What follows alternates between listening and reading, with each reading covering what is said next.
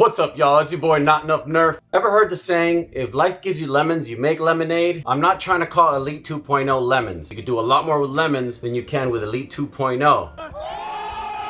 There is a silver lining in all of this. Hasbro's curse of creating an item barely repairable and barely modifiable has caused them to make it so affordable. You could pick these things up for under $10 whenever Target has one of these half off sales. Or if you go to an Ollie's bargain bin, you can pick these up for like $12.99. That is their flat rate price. The only downside, it's a little tedious to get inside, but once you break this baby open, you can make her sing with a nice little custom 12-volt internal Lipo. And that's exactly what we're gonna do today. So without further ado, let's get into it.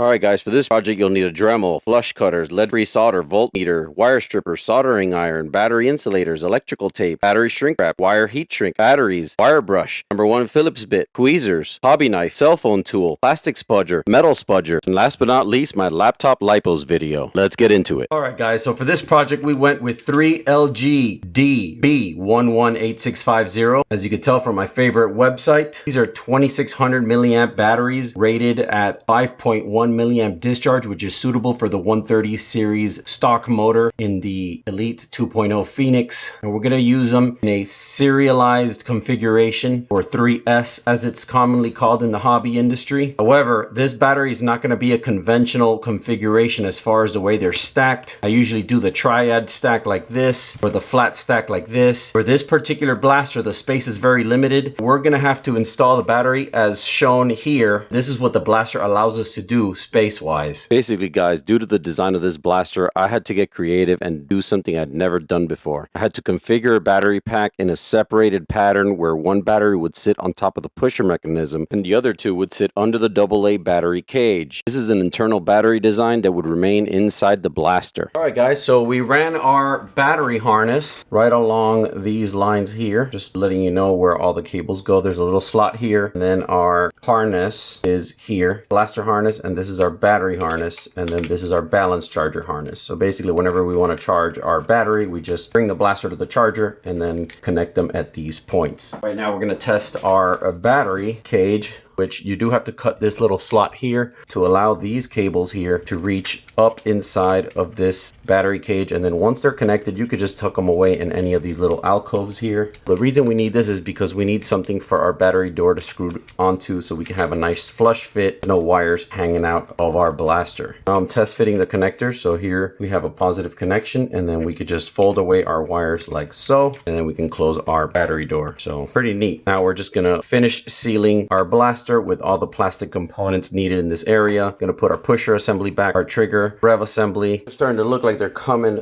back together. You can see how the battery assembly fits. Kind of reminds you of something, doesn't it? I want to make sure that everything is in place before we snap it permanently back together. Let's get to it. We have our rev trigger assembly, our pusher trigger assembly installed, and we are gonna put her back together. Let's do it. Got our modded Phoenix back together. Now I threw some nightshades on it. It's a VHT coating. It's kind of like a half vinyl dye, half plastic coating. I use it primarily for vehicle lights. You want to tint your tail lights and stuff. I'm actually kind of pleased with this result. Now for our battery door, you want to insert your battery door and you're good to go, like so. Let's go to the mini range and see what this baby can do. Alright guys, quick trip to the charger before we hit the range, and it looks like we're hitting 12.6 volts for the entire pack and 4.2 volts per cell. Let's get it.